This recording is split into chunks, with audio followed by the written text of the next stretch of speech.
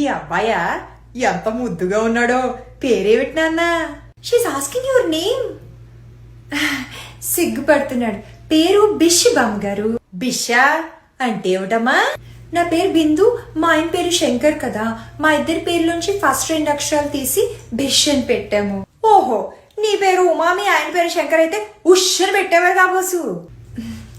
ఏ class చదువుతున్నావు నాన్న? She is asking which class you are in. అదేమిటమ్మా అన్ని ఇంగ్లీష్ లో చెప్తున్నావు? తెలుగు నేర్పించలేదు బామ్మగారు. సరిపోయింది. అవతల అమెరికాలో ఉంటున్న వాళ్ళు వాళ్ళ పిల్లలకి మన భాష, సంస్కృతి, సాంప్రదాయం తెలియాలని ట్యూషన్లు పెట్టించి మరీ నేర్పిస్తుంటే తెలుగు రాష్ట్రాల్లో ఉంటూ తెలుగు నేర్పించకపోవడం ఏమిటమ్మా? ఏంటండి తెలుగు తెలుగు తెలుగు అని మా ఇంట్లో పెద్దవాళ్ళు కూడా ఇదే గొడవ. తెలుగు నేర్పించు తెలుగు నేర్పించు అని. ఏంటి తెలుగు గొప్ప? ఇంగ్లీష్ అంటే వరల్డ్ లోనే #1 స్పోకెన్ లాంగ్వేజ్. అది నేర్చుకుంటే రేపొద్దున దేశం దాటి వెళ్తే వాడికి ఒక మంచి ఫ్యూచర్ ఉంటుంది. ఇంగ్లీష్ కన్నా తెలుగు ఏ విషయంలో గొప్ప ఒక్క ఎగ్జాంపుల్ చూపించండి, మా వాడికి నేను తెలుగు నేర్పిస్తాను. ఛందస్సు, అష్టావధానం, శతావధానం, సహస్రావధానం, హరికథ, ద్విపద కావ్యం, శతక సాహిత్యం, పద్య నాటకం, అష్టపది ఇవన్నీ మీ ఇంగ్లీష్ లో ఉన్నాయా? బుర్రకథ తెలుగులో తప్పితే వేరే ఏ ఇతర భాషల్లోనూ లేని ఒక గొప్ప కళ. కూచిపూడి తెలుగులో పుట్టి ప్రపంచ ప్రఖ్యాతిగాంచిన నాట్యకళ. వాగ్గేయకార సంస్కృతి తెలుగులో విరాజిల్లినంతగా వేరే ఏ ఇతర భాషల్లోనూ విరాజిల్లలేదు. దేశ భాషలందు తెలుగు లెస్స అన్నాడు విజయనగర సామ్రాజ్యాధీశుడైన శ్రీకృష్ణదేవరాయలు. ఇవన్నీ నీకు వినడానికి పాత చింతకాయ పచ్చడి కబుర్లాగా అనిపిస్తుండొచ్చు కదూ. సరే, ఇప్పుడు నేను నిన్ను ఒక ప్రశ్న అడుగుతాను.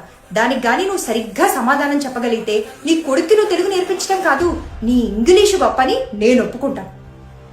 ధర్మ ఇంగ్లీష్లో ఏమంటారో చెప్పు. పోనీ కర్మ ఇది చెప్పు.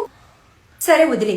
శ్రీరాముడు, శ్రీ మహాలక్ష్మి, శ్రీరామాయణము, శ్రీశైలము. పురుషుడికి, స్త్రీకి, క్షేత్రానికి, కావ్యానికి మర్యాద ఇవ్వడం కోసం నేను ఒకే ఒక అక్షరం వాడాను, శ్రీ అని. మీ ఇంగ్లీష్ భాషలో ఈ 4ంటికి మర్యాద ఇచ్చేలాగా ఒకే ఒక అక్షరం చెప్పు చూస్తాను. భవిష్యత్తు బాగుండడం కోసం ఇంగ్లీష్ నేర్చుకోవద్దని ఎవ్వరూ చెప్పరు, కానీ తెలుగు జన్మనిచ్చిన తల్లి లాంటిది. అందుకే దాన్ని మాతృభాష అంటారు. ముందు జన్మంటూ ఉంటే కదా బతుకుండేది, బతుకుంటే కదా భవిష్యత్తు గురించి ఆలోచించేది. అసలు అమ్మ లాంటి తెలుగుని అవమానించే నీలాంటి వాళ్ళకి, తెలుగు మాట్లాడడానికి చిన్నతనంగా భావించే వాళ్ళకి తెలుగు వాళ్ళమని చెప్పుకునే అధికారమే లేదు.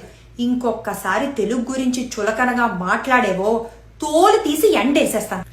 బామ్మ రిలాక్స్. సారీ బిందు, ఏమనుకోకు. శామ్, మీ బామ్మగారు తెలుగు లెక్చరరా? Gold medalist in MA English literature from Madras university. మరి తెలుగు గురించి ఇంత బాగా ఇన్ని విషయాలు ఇప్పుడే చెప్పిందిగా, తెలుగు అమ్మ లాంటిదని. ముందు అమ్మ, ఆ తర్వాత ఎవరైనా ఏదైనా.